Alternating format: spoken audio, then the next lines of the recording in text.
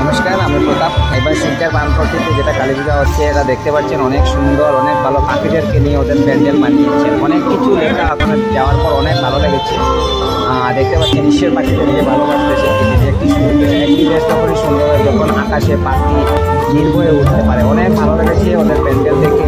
প্রতিমাও দেখলাম, সব দিকে শুধু পাখি আর পাখি। ভালো লেগেছে শিলচর বানপট্টির পুজো। আর ওনারা বুঝতে পেরেছেন যে পাখিরা আমাদের জীবনে কতটুকু প্রয়োজনীয়, পাখি না থাকলে কি হবে।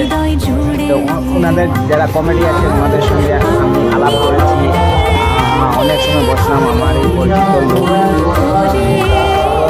প্যান্ডেলের মাধ্যমে